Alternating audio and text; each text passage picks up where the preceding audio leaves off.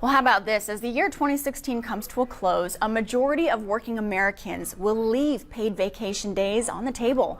Texas lawmakers will debate restrictions on abortions during the upcoming legislative session. This despite the U.S. Supreme Court ruling found two provisions of a current state law unconstitutional. President-elect Donald Trump stunned nuclear experts by calling for more U.S. nuclear weapons. This is Mr. Trump sent out the tweet Thursday stating the U.S. must, quote, greatly strengthen and expand its nuclear capability until such time as the world comes to its senses regarding nukes. I want to begin this hour here. The manhunt for escaped inmate Jake Childers ended late last night after he was shot and killed during a shootout with police. And our Dr. Brad Hoffman has been in contact with law enforcement officials throughout the entire process, and he joins us from the newsroom with more. Brad? Australian officials seized more than a ton of cocaine in what police say is one of the largest drug busts in the nation's history.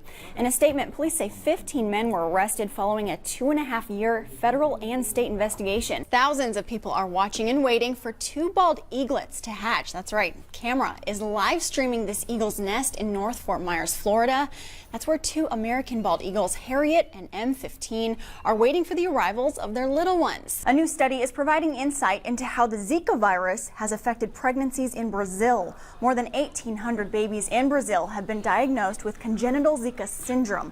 The virus is known to cause massive birth defects, including an extremely underdeveloped brain. Now, a survey of more than 2,000 women of childbearing age shows 53% are now actively trying to avoid getting pregnant. Researchers say women in the most affected areas need better access to contraception. Because, you know, for most, the big holiday weekend means being surrounded by family and friends. Yeah, and you know, many of those celebrations, they include alcohol. So what does that mean for those on the road? Emily Hamilton has the details about a safe alternative. Coastal Bend has banded together to donate literally tons of items to the food bank.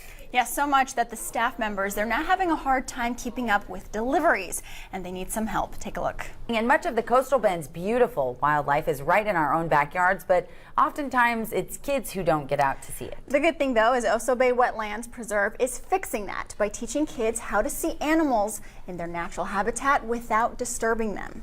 In other news, the mayor of Mobile, Alabama, is apologizing after a tree was cut down prior to a visit by President-elect Donald Trump.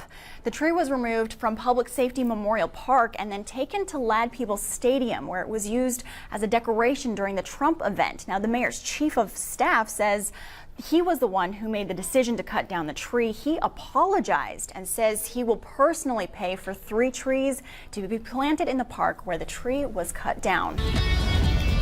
We've got breaking news from the Vatican. Pope Francis has just released he will allow all Catholic priests the power to forgive women who've had abortions. This in a letter he released this morning. He first states that abortion is, quote, a grave sin since it puts an end to an innocent life. He, however, says there is, quote, no sin that God's mercy cannot reach when it finds a repentant heart seeking reconciliation. Now, he is offering support, comfort, and guidance to women on this journey, which he is calling special reconciliation. This is happening now from Pope Francis.